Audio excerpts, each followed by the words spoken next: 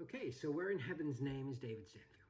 We established in the last trip that I was in Australia, and up here in the top end of Australia, this is my home back here in Toowoomba, and I've travelled across to Darwin and then flown across into Elcho Island. There's only one or a couple of airlines that fly in, one major airline.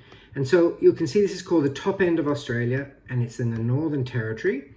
And as I mentioned in the previous video, this is where the Indigenous people are believed to have originally come in to Australia. So some of you will recognize over here Darwin, know where that is, and then Kakadu National Park is all here.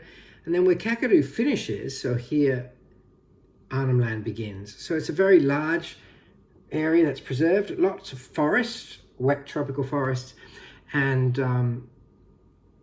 dry tropic forests, and you'll see some more pictures in future videos. But I'm here in Galiwinku, so you can see we're not far from the mainland, but we're totally separated. We are an island, and I'm in this community called Galiwinku with about 2,000 Aboriginal people and 100 or so white people, maybe 200.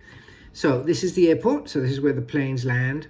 This is called Bhutan, so it's a new suburb that's being developed, and this is the main body of Galiwinku. It was a mission, and 40 years ago it came out from under the mission's control and became part of government. This is where I go shopping, so I come up here up into the main part of town for shopping. This is the big oval where we did a big celebration. You have to see the video there of tribes dancing. This is a big school, used to be a Christian school, now a state school.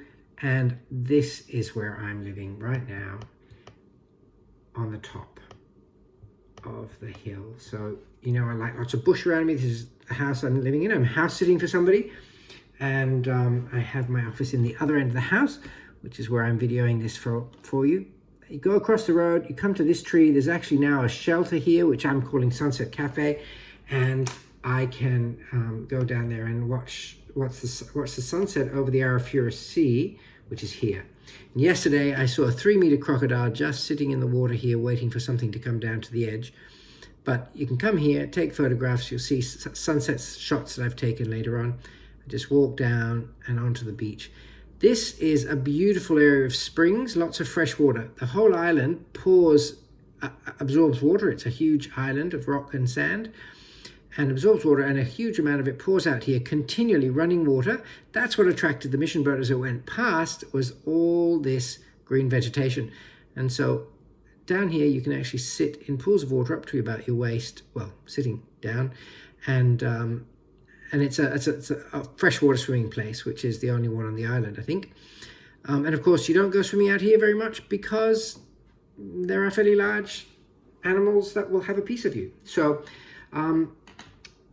this is where I am, and what I'm doing here is supporting the Christian leaders to look at what's the Yunga way, what's the Aboriginal way of doing church, and how will they find leadership, and how will they find a way of being the church in their community that works with an Aboriginal mindset and an Aboriginal leadership mindset. And so taking what the Lord has taught us and turning it into a Yunga style version of Christianity that will survive and that doesn't cause more trauma and more stress and more conflict, which a lot of Western thought and Western stuff has brought in to the community. So that's where I am, and I don't know how long I'm here for. I'm staying until I get a clear indication that I should head home.